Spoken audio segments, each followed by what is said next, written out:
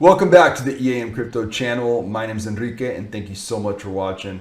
Really excited about today's video. We get a chance to speak to the CEO of Make DeFi Better. This protocol I pretty much slept on until recently. Wish I had not, as you will see when we take a look at the chart. But guys, this protocol is doing something really well, and I want to find out more about what that is. Their chart is probably one of the most bullish charts in all of DeFi. While most charts right now in DeFi are looking pretty weak, this one could not look more bullish. So let's talk to their CEO to find out what they're doing that has created so much fantastic momentum.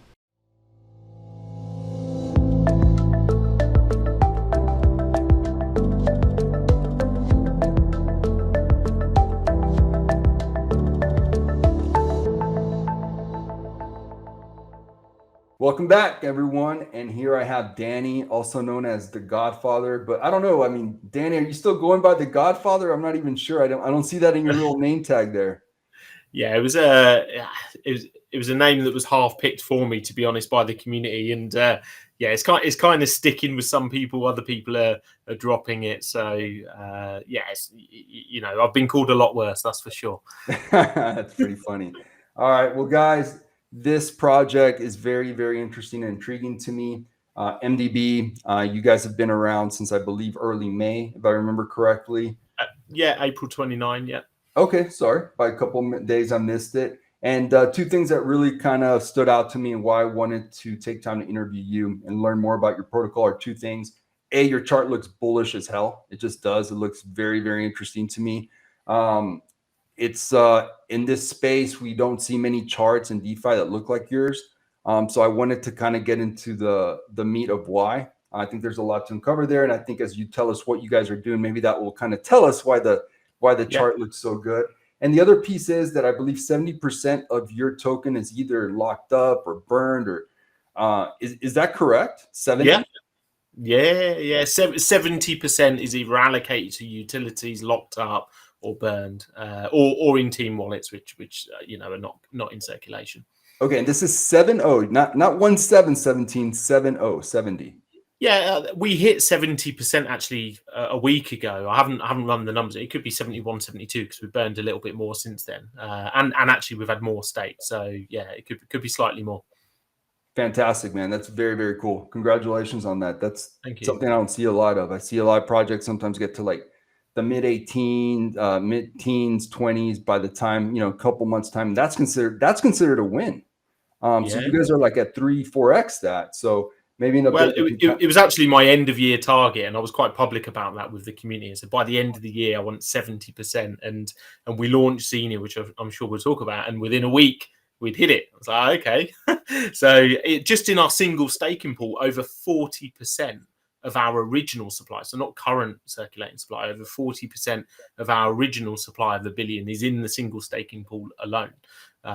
So yeah, I think about 405 million tokens. There's only 895 million in circulation. So that's just in that one single pool. Very good. So Danny, tell us about yourself and then maybe tell us just a little bit about your team. Yeah, absolutely. I suppose, we try and pitch ourselves as a little bit different in DeFi. I'm probably most definitely a little bit on the old side. It's quite humbling to know that biologically you could probably be a parent to many of the project leaders that you're competing against within the space. So, I'm not too far away from knocking on my 40s, and I suppose the reason that's important is because I suppose I come into this with lots of life business experience as well. So I spent my career's really, I suppose, been a tale of two halves. I spent sort of over 10 years working in the corporate world, worked in sort of senior and commercial roles across a couple of Fortune 500 businesses, really attracted to progressive industries. So I ran electric vehicle charging business for a sort of 26 billion turnover company.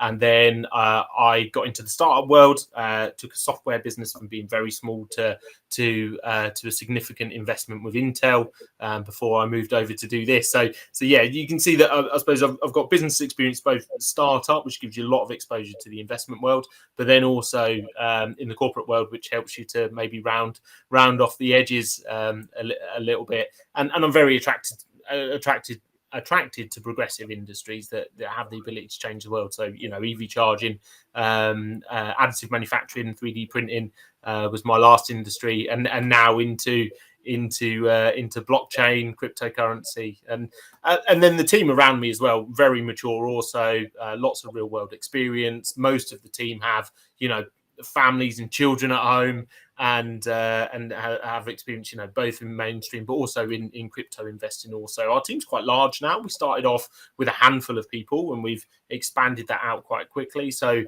think we did a sort of team doxing. I think there was 8 people actually in the team now. 8. Okay. Yeah. Very cool. Very cool. And just another thing that I really liked about your project is whether it's pre-sale money or post pre-sale, you guys haven't paid yourself as a team yet, have you? Well, actually, I think when we spoke a week ago, I'm always complete disclosure. We've got to the 3-month mark. We was like, okay, we're going to do something, and we kind of paused it all, but we hadn't paid ourselves all through it. We'd fronted all startup costs ourselves out of our own pocket, and for full disclosure, we paid ourselves a nominal salary in the last. When I say the founding team members hadn't paid themselves, other team members are more on a salary basis, but the founding team members we've taken not a single cent out of the project, but we've just paid our nominal salaries, and people will be happy to know that I took mine and I put it straight into our farm on Xenia actually. So yeah, if you believe in your own project, put your own money into it, and if you still believe in your own project, then you shouldn't be afraid to try and rely on it for an income if you're expecting other people to do the same. Sure. And there's nothing wrong with you guys paying yourselves. I mean, you take a lot of time, you should pay yourself. So, but I really do appreciate the time that you waited as long as you did to start that process. We saw a project earlier last week where it was disclosed how much they were making from the jump with a certain project, which I thought was pretty gross. So I really appreciate projects like yours that are taking that approach. I think that's really cool, Danny. So you kind of mentioned Xenia. What is Xenia all about exactly? I think for someone that maybe goes to your website, I'll screen share a little bit as you speak. Someone that goes to your website, it could look a little intimidating, to be quite honest, Danny. Really? Well, I think a little bit, right? Because you have the Phoenix, you have MDB Plus, you have MDB. So if you can kind of walk us through, for someone that's seeing your protocol for the first time, can you kind of walk us through how it all kind of works together? Yeah, absolutely. And look, before I go through the detail, if you go into our community, we've got an amazing community. I'm really proud of the fact that all of our largest holders are in the Discord every day answering questions. It's absolutely insane. So it's a real community DeFi project.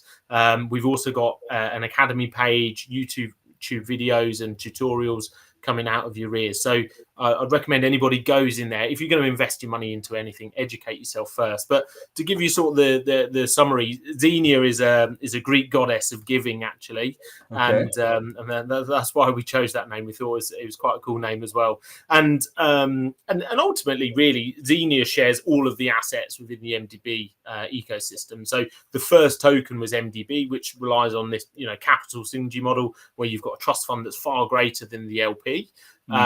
Certainly at launch, that could extend, and there's some mechanics to manage that. And then you've got these other assets that sit around the main asset within the protocol, which have different risk and reward profiles. So you see there we've got stable backed assets. So the first one, MDB Plus, is in crypto terms 0 risk, right? Nothing is ever 0 risk because we're reliant on BUSD, which is locked in the contract. So there's always a dependency there, but there's no loaning, flash loans, or anything like that algorithmic stuff going on. It's a very sort of crude project token where you can invest in it, and it can only ever increase in price. You can see there that it's sort of up over 30% in the last 7 days and up 58% since launch. And then you've got Phoenix Plus, which is just moving along slightly. So it's still stable backed. It's got BUSD locked in the contract, but you do actually have a slight risk. So your maximum possible exposure with Phoenix Plus is -6%. That's the worst case that can happen to you. Wow, but fantastic. It's also very, sorry? That's fantastic. I mean, those are some very nice numbers. Yeah, and it's the idea is it's very high APY, but risk and reward are always married, right? You try and divorce the two. Anybody tries to tell you that you can divorce the two, then delete, get out of there, call the police, do whatever you need to do, because they're lying to you about the way the universe works. And then whilst actually MDB is designed to be a hyper deflationary, then also inflationary from a price point of view, because we've got these revenue streams feeding into the protocol and then burning supply that's been bought with BNB. So you're meant to have this sort of upward price pressure and this deflationary sort of impact on the supply. We also thought, okay, well, on top of that, people like to do something with those tokens. So you've got single staking, which is really basic. You just lock it up for 30 days and you get a staking token in return, and that just auto compounds. Actually, it will auto compound as long as you leave it in there. Can I stop you right there, Danny? Because Sure. This is a question that came up, and I think I knew the answer, but I wanted to just double check. If you do own MDB, it's kind of a no-brainer to stake it, right? Like, there's no reason not to. Yeah, but there's again, locking up your supply means that it has a fantastic effect on the price because there's less circulating, and we've had even a couple of people today say, oh, is there any way we can get around the release tax because our price has pumped so much? You're like, well, no, because that's the whole point. So you do have to lock up for 30 days. If you come out within the 30 days, you will pay a 5% penalty, but that 5% is shared out between everybody else that hasn't unstaked. So it's really like a community pool, and then a small part of taxes is also fed into those pools as well. So that's why it's got a nice healthy APY, whilst the token itself actually is also a fantastic investment, and has its own sort of mechanics that will sort of drive down supply and drive the price up over time. Got it. So I probably should have rewarded that. If you're going to hold it for longer than 30 days, it just seems like a no-brainer. Exactly. Yeah. Exactly. Okay. Yeah. Okay. Very cool. Now, you guys are not a rebase protocol, but you do have a buy and sell tax. Can you kind of walk us through why that is the case and how that has been received? Yeah, it's a good question. I think when we, sort of like end of February, March, we started circulating our white paper and get feedback from the market, people getting nosebleeds at the thought of no rebases. And we're like, well, we want to build something that's going to last for many years, and we'd run sort of mathematical models. And so we're pretty set in terms of what we're going to do. The way the taxes work actually is that when we first launched, the taxes purely pay a little bit towards marketing and operation, so only 20% of the taxes, and 80% of the taxes get cashed into the trust fund, which is then invested, and then the growth of that trust fund is then reinvested back into the protocol. So that's primarily what the taxes are for. We've diversified that since, which I never realized how much impact it was going to have. But again, we've just taken a small part of taxes. I think it's around 20% at the moment of those taxes get diverted between the LP farm and the staking pool. From all buys and sells. And ultimately, the tax goes into the trust fund, which provides both an insurance policy and a growth engine and a deflationary mechanism over time. And then you've also got this perverse situation where before we had the pools, people would say, oh, why is the contract sold? Because you see a sell on the chart. And now, because people get paid their rewards when the contract sells, people go, when's the contract going to sell? And it's really funny when you marry up people's own personal financial interests with the sell down on the chart. Now it's crazy. Someone, because we're pumped so hard, someone sold $6,000 worth today, and our Discord went wild. Everyone's like, yay, because they're all earning loads of rewards in the pools. It's an odd place to be at times. Yeah, no, I can imagine. And you kind of brought up, or I kind of brought up the fact you're not a rebase protocol, and that some people maybe didn't like that. Just taking a real quick look at your chart, and we'll cover it again in a second. Guys, do you guys see, if you know of a rebase protocol whose chart looks like that, let me know. You're not going to see a rebase protocol with that chart. This chart looks extremely strong. It just looks very, very, very solid. Danny, can you flat as well? To be fair, that's a ×3 from that bottom to that peak. At the end, almost 4, right? If you look at that wick, it's almost 4, right? Yeah. And look, I think this is the really interesting piece about our protocol and the way it was designed. I could never do this and go to bed and wake up in the morning and we're down 90%, and there's all these people that have relied. I couldn't do it. And so therefore, for me to kind of get to where we've got to, I needed to design something where no matter what happened, we'll be better off. And actually, if I woke up in the morning and we were down 90%, it'd be sad, because that would mean lots of people had sold at a loss to get it that far down. So I'd be disappointed about that, of course. But perversely, when we're, say, at the bottom of that trough there, our market cap was nearly 70% back to that point. If we'd had a 30% price drop at that point, the protocol could have basically bought itself out. So there's this strange situation where our volume's just gone berserk because we're pumping really hard and we've had some whales coming in and stuff.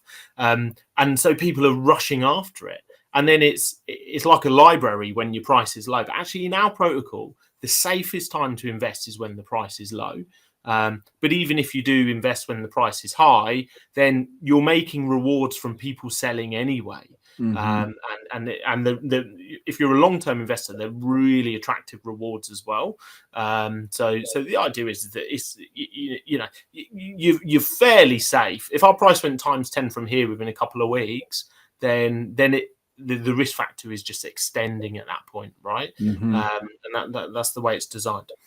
Yeah, no, that sounds very solid. So I guess a follow-up question to that is, when you did hit kind of like that low of 26% of a cent ish, whatever that low was, it seems like something happened here around July 2nd, where it started to stabilize, and then July 5th, things really started kind of going your way. To what do you attribute that? Did you do more as far as marketing, or did you do some kind of grassroots movement? I mean, or did this just organically happen because of the way that your process and protocol has embedded certain mechanisms? What do you think happened? Yeah, but I kind of know what happened, to be honest. I think you've got when our price is that low, with a relatively small amount of money, the protocol can buy, for $2,500 at that point, it could buy 0.1% of its own supply and burn it. And for $25,000, it could burn 1% of its own supply. So we've got a range of revenue streams within the protocol. So we offer B2B services to other projects, which is, quickly expanding that side of things. We've got, we launched our own NFT with lifetime rewards, which is a really clever way of locking up supply long term, but then kind of drip feeding out rewards to the holders as well, so they get both a secondary asset and also something that is backed by MDB for life. And then also, part of our B2B applications is Gravity. We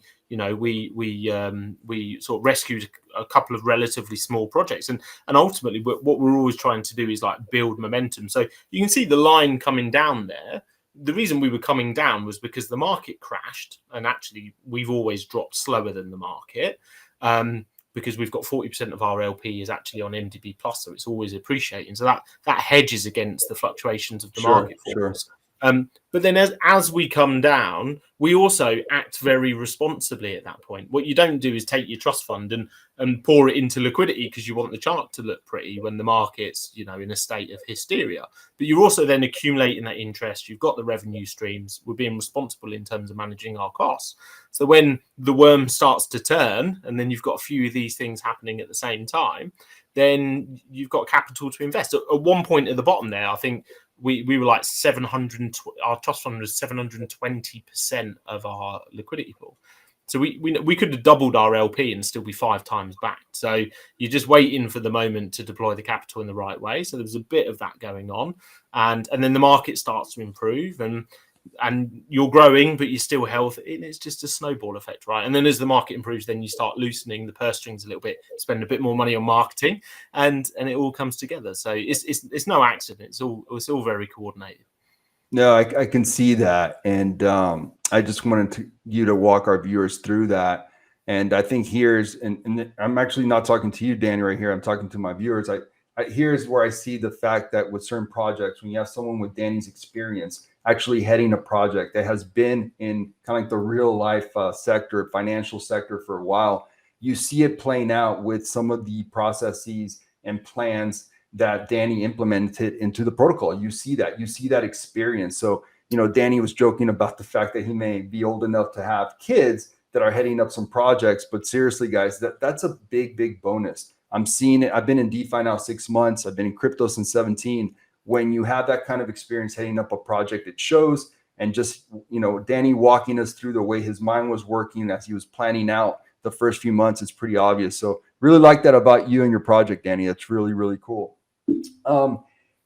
Let's go through a few more of the questions, if you don't mind. Yeah, absolutely. Okay, cool.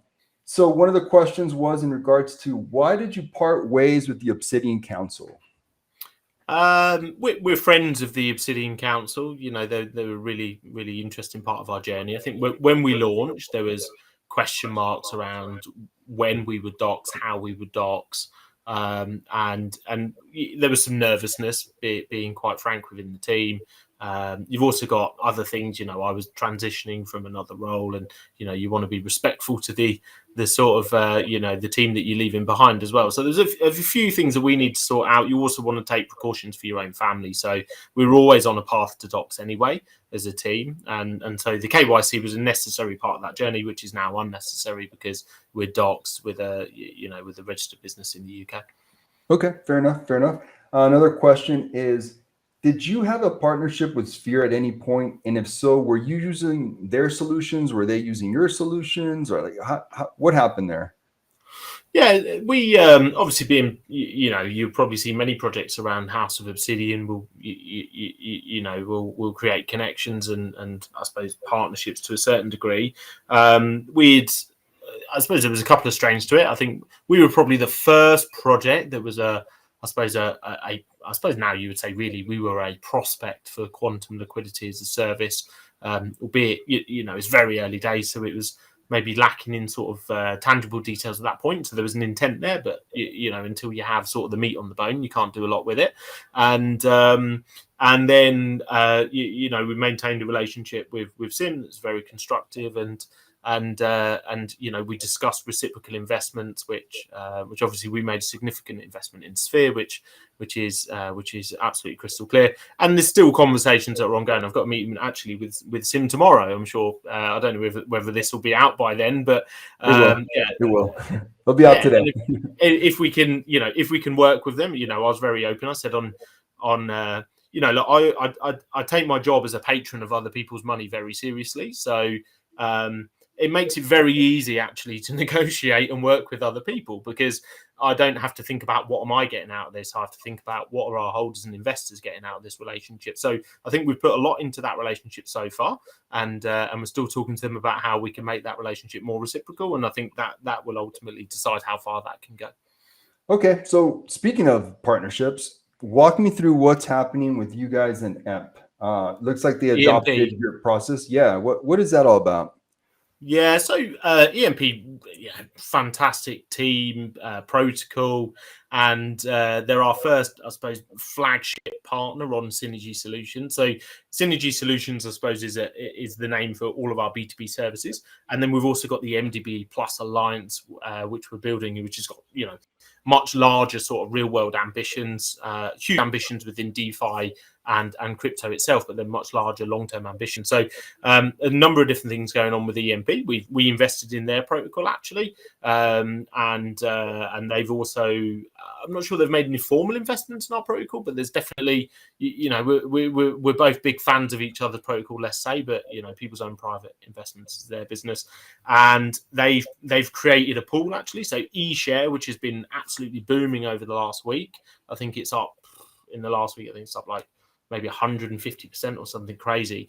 So they've got a pool where you compare MDB Plus with eShare, as opposed to eShare with BNB. So if you fancy not having the volatility of BNB paired with your eShare, then you can stick that in an auto vault. And then we're working with them to provide an arbitrage service actually between those two pools, which provides passive income for their protocol. But really, it's about projects coming together, and then MDB Plus is this monster that can't go down in value, but is like delivering 13 times what you would get in a BUSD farm on PCS, with no downside risk in crypto terms. So yeah, by the way, if anyone watching this, if you have any stables or any farms and you can get out of it without paying a penalty, just stop. Just get it out, move it over to MDB Plus, and just log on to Xenia every few days and just watch your money grow sort of 10 times what it will be in those farms.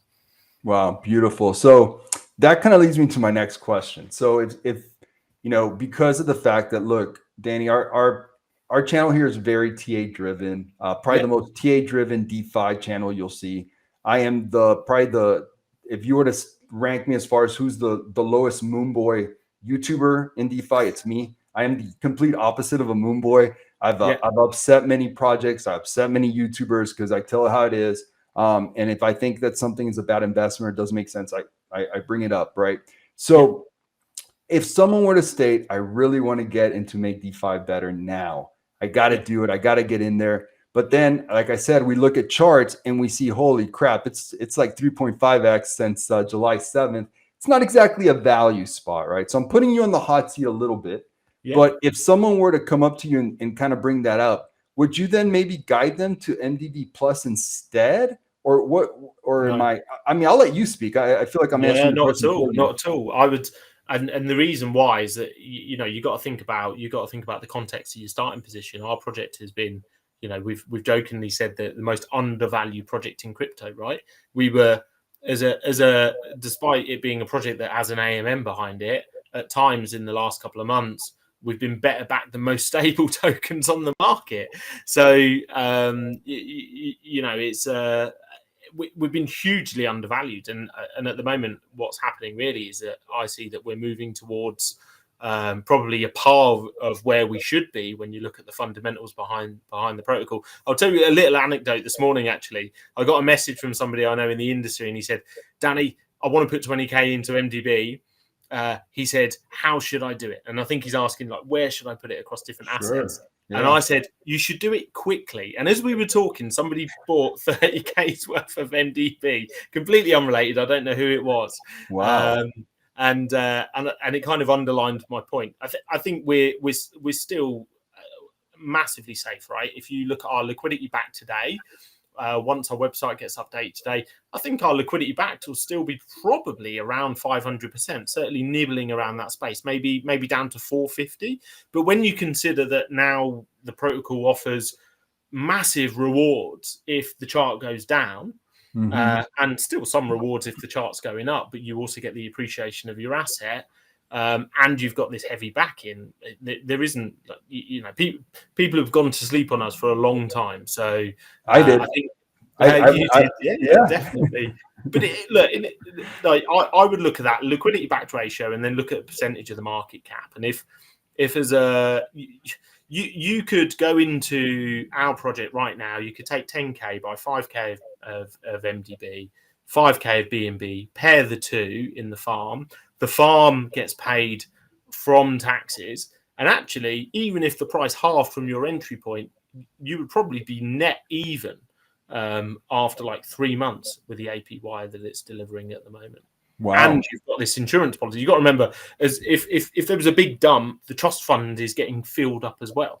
And then the money from the trust fund then buys back in and then burns that supply forever. So there's just less and less tickets to the party as time goes on. But the way the protocol is designed is that the party gets more interesting, but there's less tickets available. Yeah, less tickets available. I get it. Makes sense. That's a great answer.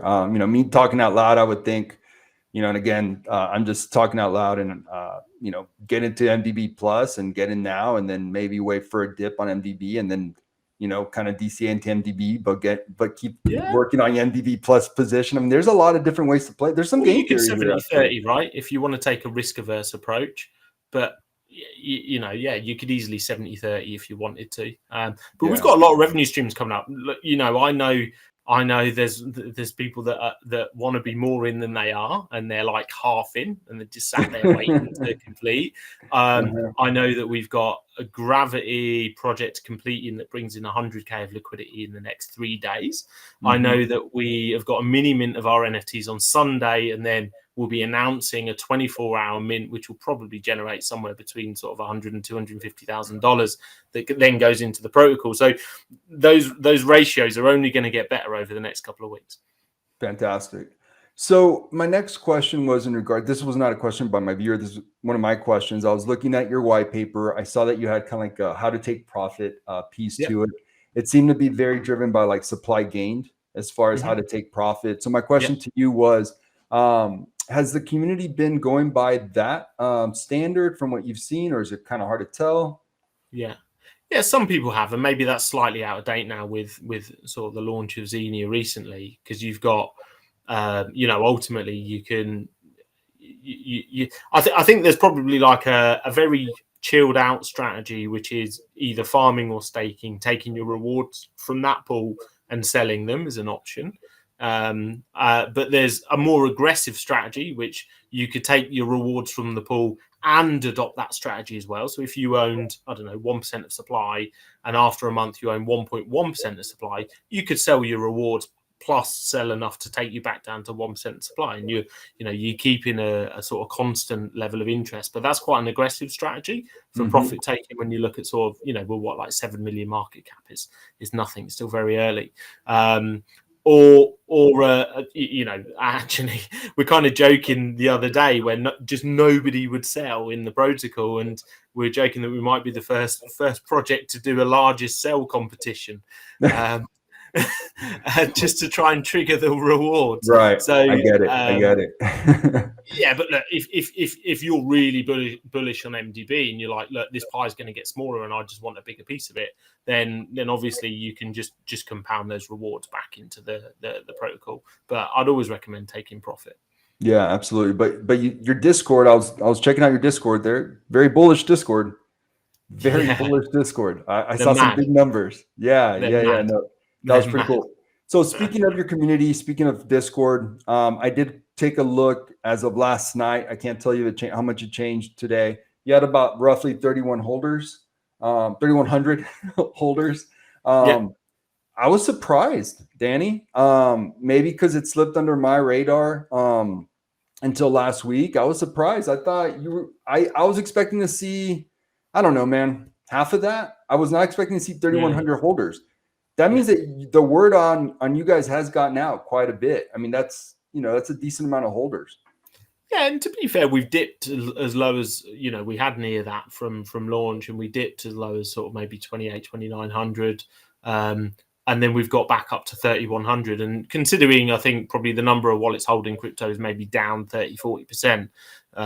Just being static in this market is some feat. So, yeah, it's been fairly static. But, we expect, I think, if we went from 3 to 10,000, then the chart would go absolutely berserk. But then you would get this disconnection between the funds, which drive sustainability, and the market cap. So personally, whilst everybody in our Discord wants us to be $10 million by, I don't know, September, personally, I'd like to see a sort of times 10 by the end of the year and add a few hundred new holders every month, because that would mean that you're circulating in the right way, and that means that when you get to that destination, it's a sustainable destination. Like where we are right now is very sustainable when you look at the math, and as long as we get where we want to get at the right pace, one of my fears is actually going times 100. That scares me because it only leads to a minus 50% the following month. It's just it's just the way the world works. Yeah, it definitely is the way the world works. Especially maybe it's not what people want to hear in this industry, but we want to go times 100 at a sustainable pace. Yeah, very true, very true.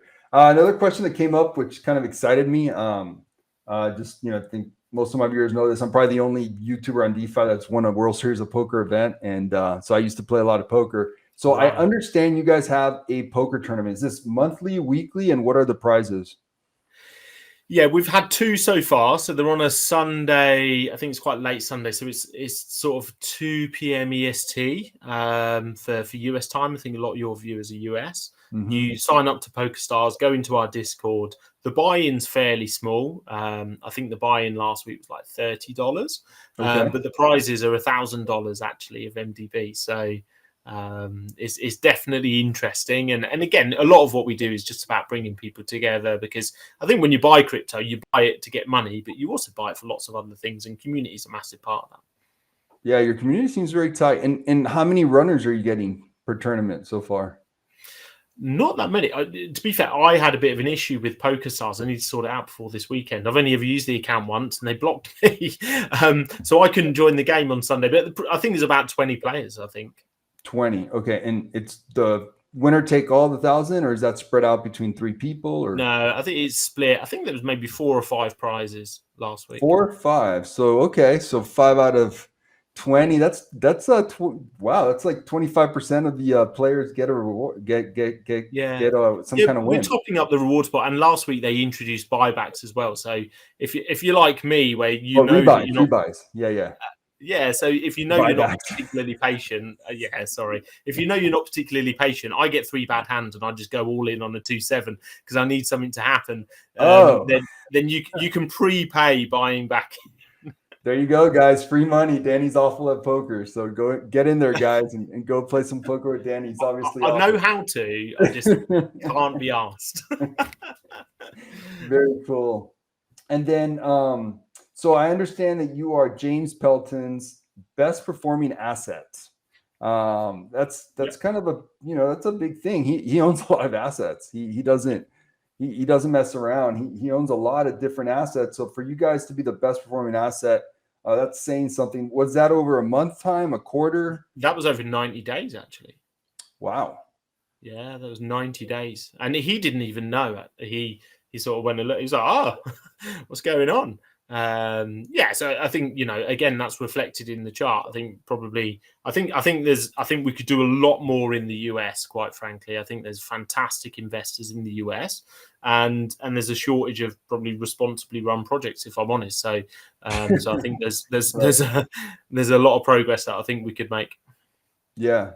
No, there always is, but one thing that I've complained about plenty is that in DeFi, we just don't have enough market participants. There's not enough liquidity. So what happens is a lot of times you see that you just have these rotational markets, right? Where everyone goes from this project to the next project, and then everyone goes in. I blame Discord for that a little bit because a lot of this is done through conversations in Discord and some of these Discord groups.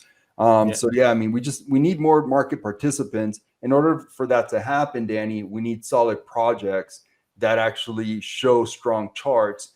And it's not one of those things where 90% of rebase protocols, every chart looks the same, right? So your chart looks very, very different to me and had really stood out.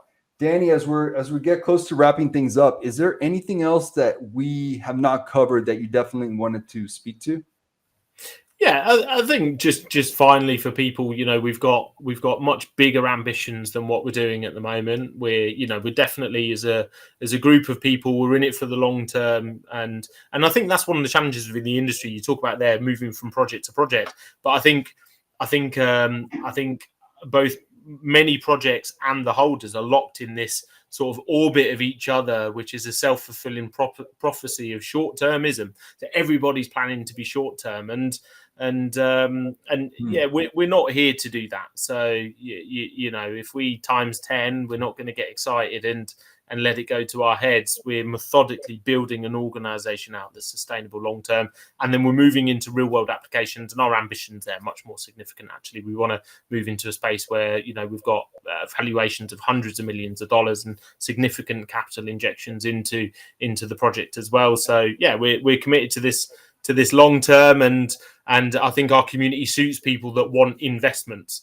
It doesn't suit people who are moon boys and they're just looking for a quick flip. There might be the opportunity to do that, but you come into our community and you'll get a feel that there's a lot of people there that are really bought into it.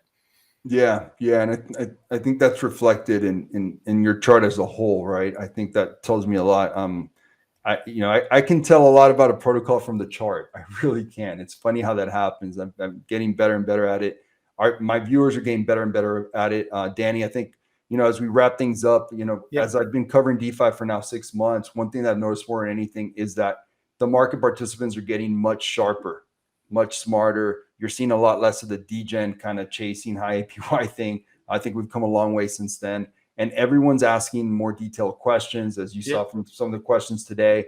They want to know a lot more things that they didn't even think about, a month or 2 or 4 months ago. So it's interesting to see how things evolve, and the best projects with the best fundamentals are going to be the ones that I think sustain.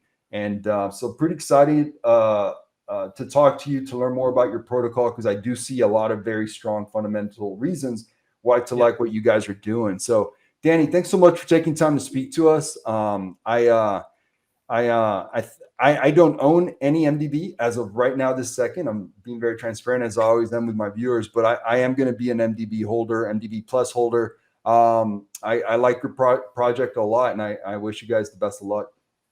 Yeah, thank you. And it'd be great, it'd be great to come back in the future. And yeah, I appreciate you covering us as well. And yeah, it's going to be an interesting ride. Yeah, it is. I can't wait to see how things progress. All right, Danny, take care. Good stuff. Take care. Thanks for watching, guys. Take care. See you on the next one.